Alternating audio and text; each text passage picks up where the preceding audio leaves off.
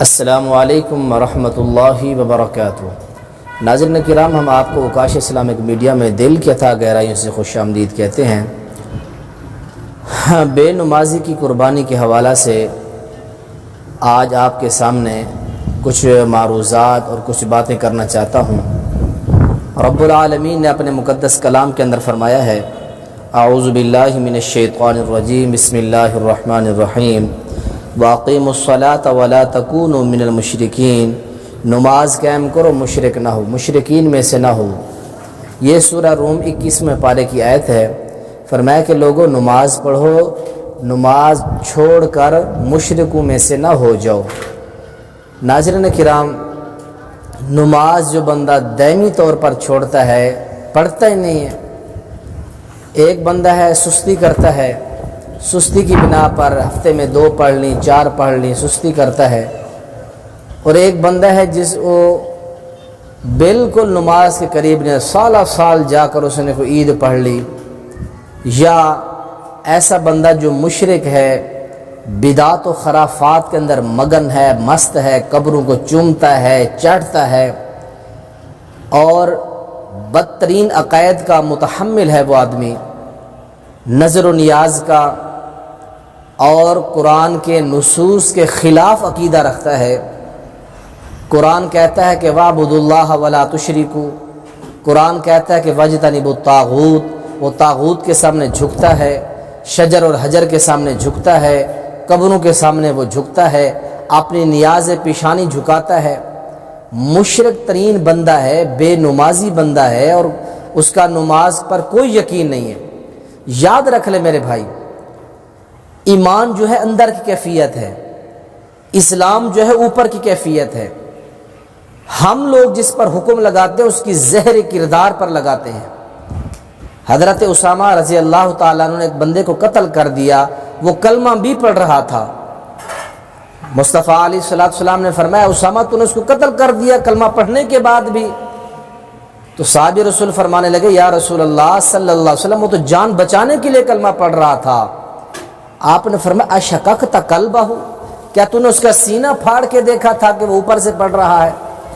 اندر کی کیفیت کا جو معاملہ ہے وہ اللہ کے ذمہ ہے۔ ہم نے جس چیز کو دیکھنا ہے وہ انسان کی زہری وضاقت اور زہری اعمال کو دیکھنا ہے۔ ایمان اندر کی کیفیت کو کہتے ہیں، اور جو اسلام ہے وہ اوپر کا حلیہ ہے آپ کا۔ اس لیے فرمایا، بین العبد و بین الشرک والکفر ترک السلام، کفر اور مسلمان کے درمیان فرق کرنے والی چیز نماز ہے۔ اور بڑے بڑے ائمہ کرام، امام احمد بن حنبل رحمہ اللہ جیسے تقوی کے پہاڑ اور متقی امام، جنہوں نے بے نماز کو کافر قرار دیا ہے۔ اور اس کے علاوہ بہت سارے دلائل ہیں۔ اور اس آیت کی تشریح جو میں نے آپ کے سامنے پڑھی ہے، وَأَقِیمُوا الصَّلَاةَ وَلَا تَكُونُوا مِنَ الْمُشْرِكِينَ، حضرت جابر رضی اللہ تعالیٰ عنہ اس آیت کی تفسیر میں فرماتے ہیں، ترک الصلاۃ شرک، نماز کا چھوڑنا یہ ایک شرک ہے۔ مصنف عبدالرزاق کے اندر وہ فرماتے ہیں نماز کا چھوڑنا یہ شرک ہے۔ اور اسی طرح بین الکفر والایمان ترک الصلاۃ، کفر اور ایمان کے درمیان جو فرق کرنے والی چیز ہے وہ نماز ہے۔ جامع ترمذی کے اندر حدیث ہے۔ اور اسی طرح معجم کبیر طبری کے اندر حدیث ہے، فرمایا کہ من ترک الصلاۃ فقد کفر، جس نے نماز چھوڑی اس نے کفر کیا۔ اور اسی طرح فرمایا کہ لا ایمان لمن لا صلاۃ لہ، اصول السنہ کے اندر یہ روایت ہے کہ جس کی نماز نہیں ہے اس کا ایمان نہیں ہے۔ حضرت عمر فاروق رضی اللہ تعالیٰ عنہ کا فتویٰ ہے مصنف ابن ابی شیبہ کے اندر، لا حظ فی الاسلام لمن لا صلاۃ لہ، جس کی نماز نہیں ہے اس کے اسلام میں کوئی حصہ نہیں ہے۔ اور اللہ تعالیٰ نے سورہ مدثر میں فرمایا ہے، فما تنفعهم شفاعۃ الشافعین، کل قیامت کے دن جہاں نیک لوگ سفارش کریں گے، انبیاء کریں گے، ملائکہ کریں گے، وہاں فرمایا کہ بے نمازوں کو کوئی سفارش یا کسی کی بھی سفارش فائدہ نہ دے گی۔ اسی طرح ایک اور حوالہ ملاحظہ فرمائے، من ترک الصلاۃ لا دین، یہ روایت تاریخ طبری کے تاریخ کبیر للبخاری، امام بخاری کتاب کے اندر یہ روایت آتی ہے، من ترک الصلاۃ لا دین لہ، جو بندہ نماز نہیں پڑھتا اس بندے کا کوئی دین نہیں ہے۔ یہ تمام تر حوالہ جات، لا تشرک باللہ شیئا وان قطعت وحرکت ولا تترک صلاۃ مکتوبۃ متعمدا، یہ تمام تر حوالہ جات کیا جو ہمیں سبق دے رہے ہیں، بے نماز کا کوئی دین نہیں ہے۔ بے نماز کا کوئی ایمان نہیں ہے، بے نماز کا دین کے ساتھ کوئی تعلق نہیں ہے۔ جس بندے کے اندر نماز نہیں ہے، نماز کا جو بندہ قائل نہیں ہے، اس بندے کا کیا اعتبار ہے دین اسلام کے اندر؟ اس کا کوئی اعتبار نہیں ہے۔ رسول معظم علیہ السلام نے فرمایا دل تو بڑا کرتا ہے جو لوگ نماز نہیں پڑھتے، جاؤں اور ان کے گھروں کو جا کے آگ سے میں جلا کے راکھ کر دوں، لیکن مجھے ان چھوٹے بچوں پر رحم آ جاتا ہے، وہ معصوم بچے جو چھوٹے چھوٹے گھروں کے اندر ہیں، مجھے ان پر ترس آتا ہے، میں اتنے سختی نہیں کرتا۔ اسی طرح چند ایک اور باتیں بھی میں آپ کے سامنے رکھنا چاہتا ہوں کہ بے نماز کی قربانی کے حوالہ سے کہ اس کی قربانی ہوتی ہے نہیں ہوتی، امام ابن تیمیہ رحمہ اللہ، امام شوکانی رحمہ اللہ، امام نووی رحمہ اللہ، یہ تمام ائمہ کرام، امام ابن تیمیہ رحمۃ اللہ علیہ اپنے صارم المسلول کے اندر، اور امام شوکانی رحمۃ اللہ علیہ وہ بھی فرماتے ہیں الاوتار کے اندر، اور اسی طرح سعودی عرب کی مستقل فتویٰ کمیٹی نے یہی فتویٰ دیا ہے کہ بے نماز اسلام سے خارج ہے، اس کی قربانی نہیں ہوتی اور اس کی کوئی عبادت قبول نہیں ہوتی۔ تو ناظرین کرام، ایسا شریک جو قربانی کے حصے میں ہے بے نماز ہے، بے دین ہے، دین سے دور ہے اور بد عقیدہ ہے، ایسے بد عقیدہ سے اور بے نماز انسان سے قربانی اس کے ساتھ شراکت نہ کریں، نہ شریک اس بندے کے ساتھ۔ اللہ تعالیٰ سے دعا کریں نہ رکھیں اس سال۔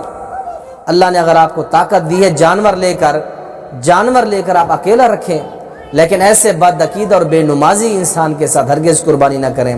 اور یہ چند ایک علماء جو مکہ کے اندر مکتبہ دیوبند کے بہت بڑے عالم مولانا مکی حجازی حافظہ اللہ جو بیٹھے ہیں، ان کا ایک جو فتویٰ آیا ہے وہ بھی آپ ملاحظہ فرمائیں۔ اگر آپ مثلا قربانی کر رہے ہیں عید کی، اور اس میں آپ نے اس آدمی کا حصہ رکھا ہے جو حضور کو نور سمجھتا ہے، حاضر ناظر سمجھتا ہے، عالم الغیب سمجھتا ہے، قبر پہ سجدہ کرتا ہے، کسی کی بھی قربانی نہیں ہوتی کہ آپ نے مشرک کو شریک کر دیا۔ اور دیگر علماء کرام بے نماز کفریہ عمل کر رہا ہے، شرکیہ عمل کر رہا ہے، بہت بڑی گمراہی کا عمل کر رہا ہے۔ اس وجہ سے کوشش یہ کریں کہ اگر آپ حصہ ڈال رہے ہیں تو نیک نمازی اور متقی اور حلال کے پیسوں والے آدمی کے ساتھ حصہ ڈالیں۔ بے نماز، حرام کے پیسوں والا، سود کے پیسوں والا، اس میں حصہ ڈالنے سے گریز کریں اور بچیں۔ قربانی کرنے والے ساتوں بندوں کا نمازی ہونا ضروری ہے؟ جی ہاں بھائی ضروری ہے، کیونکہ بے نماز کا عمل قبول نہیں ہوتا۔ بے نماز مسلمان برادری کا فرد نہیں ہوتا، اس کو قربانی میں مت شریک کریں۔ جانور کی جان چونکہ ایک ہے اور اس کی قربانی تو قبول ہونی نہیں ہے بے نماز کی، تو خدشہ ہے دوسروں کی قربانی بھی رائے گاں جانے کا۔ اس لیے صرف نمازیوں کو شریک کریں اور نمازیوں کے ساتھ ہی شریک تمام کا یہ فتویٰ ہے بے نماز اور بد عقیدہ کے ساتھ قربانی ہرگز نہ کریں، کسی بندے کی قربانی نہیں ہوگی۔